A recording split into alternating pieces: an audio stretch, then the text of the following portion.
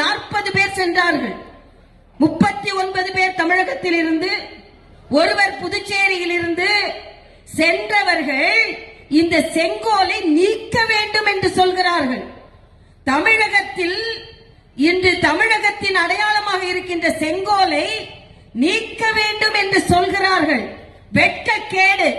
ஆனால் நான் சொன்னேன் அந்த நமது பொதுக்குழுவில், எந்த செங்கோலை பாராளுமன்றத்தில் நீக்க வேண்டும் என்று சொல்கிறீர்களோ அதே மாதிரி ஒரு செங்கோலை 2026ஆம் ஆண்டு பாரதிய ஜனதா கட்சியின் தலைமையில் ஆட்சி அமைத்து தமிழக சட்டமன்றத்தை செங்கோல் அலங்கரிக்கும் அந்த செங்கோலை சட்டமன்றத்தில் நிறுவுவதை மரியாதைக்குரிய பாரத பிரதமர் தலைமையில் நாங்கள் நிறுவிவிட்டுத்தான் உள்ளே செல்வோம் என்பதை நான் தெரிவித்துக் கொள்கிறேன்.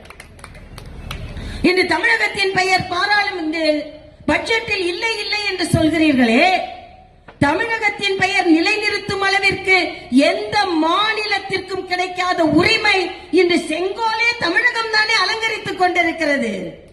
பாராளுமன்றத்தில் தமிழ் என்ற வார்த்தை, தமிழ்நாடு என்ற வார்த்தை இன்று பட்ஜெட்டில் ஒலிக்கவில்லை என்று சொல்கிறீர்கள். பாராளுமன்றத்தையே தமிழ் தானே அலங்கரித்துக் கொண்டிருக்கிறது. ஆனால் நீங்கள் என்ன சொன்னீர்கள்? அந்த தமிழ் அலங்கரிக்கும் அந்த செங்கோலை நீங்கள் நீக்க வேண்டும் என்று சொல்கிறீர்கள். நான் இங்கே உங்களுக்கு சொல்லிக் கொள்வதெல்லாம், இங்கே ஆட்சி செய்து கொண்டிருந்த திராவிட முன்னேற்ற கழக அரசு மின்சார கட்டணத்தை உயர்த்தி இருக்கிறது. மின்சாரத்தை எல்லாரும் சொல்ற மாதிரி மின்சாரம் என்று கேட்டாலே ஷாக் அடிக்கும். இவர்கள் வந்தாலே மின் தடையும் இருக்கும். ஸ்டாலின் வந்தாலே இருட்டு தான். நான் அடிக்கடி ஒரு கதை சொல்வதுண்டு. நான் மருத்துவர் என்ற வகையில் ஸ்டாலின் ஆட்சி வந்தாலே நீங்க இப்ப கூட பாருங்க மின்தடை இல்லைன்றாங்க. எங்க வீட்டுல 4 நாட்களுக்கு முன்னால் கோடம்பாக்கத்தை ஆரம்பிச்சு மின்தடை. ஒரு குழந்தை பிறந்துதான், நல்லா பிறந்துதான். பிறந்த உடனே அழலியாம். இல்ல செவிலியர் கேட்டாங்களா, ஏன் குழந்தை அழல அப்படின்னு. இல்ல அம்மா வயிற்றுலயும் இருட்டு, வெளியே இருட்டு, குழந்தைக்கு பிறந்துட்டமான்னு தெரியல. ஆக இருட்டான ஒரு சூழ்நிலை ஏற்படுத்துகிறீர்கள். ஆனால் அதற்கு மின் கட்டணத்தை ஏற்றுகிறீர்கள். இதுல மின் கட்டணத்தை ஏற்றுவதற்கு காரணம் என்ன சொல்கிறார்கள் என்றால், மத்திய அரசின் திட்டத்தின் மூலமாக, அதற்கு கையெழுத்திட்டன் மூலமாக என்று ஒரு பொய்யை சொல்கிறார்கள். நான் சொல்கிறேன், மத்திய அரசின் இந்த திட்டத்திற்கு உள்ளே வரும்பொழுது அன்றைய மின்துறை அமைச்சரை, மரியாதைக்குரிய முதலமைச்சர் அவர்களை, ஜெயலலிதா அவர்களை சந்திப்பதற்கு முன்னால் ஒரு ஹோட்டலில், ஒரு விடுதியில் ஒரு கூட்டம் நடந்தது. அதில் பாரதிய ஜனதா கட்சியின் தலைவர் என்ற வகையில் நான் அதில் கலந்து கொண்டேன். அப்பொழுது தமிழகத்திடமிருந்து 2 கோரிக்கை வைக்கப்பட்டது.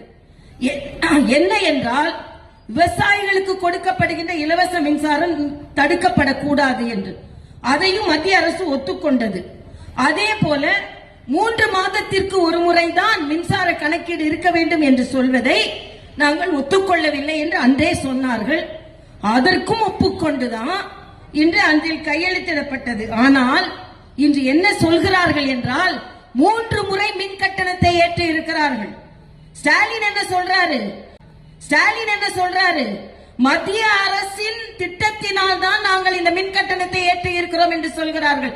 இல்லை, எங்கேயுமே மத்திய அரசின் திட்டம் அப்படி சொல்லவில்லை. அப்படி என்றால் இதற்கு முன்னால் ஆண்ட அதிமுக அரசின் 4 ஆண்டு ஆட்சியில் என்றைக்குமே அது ஏற்றப்படவில்லை.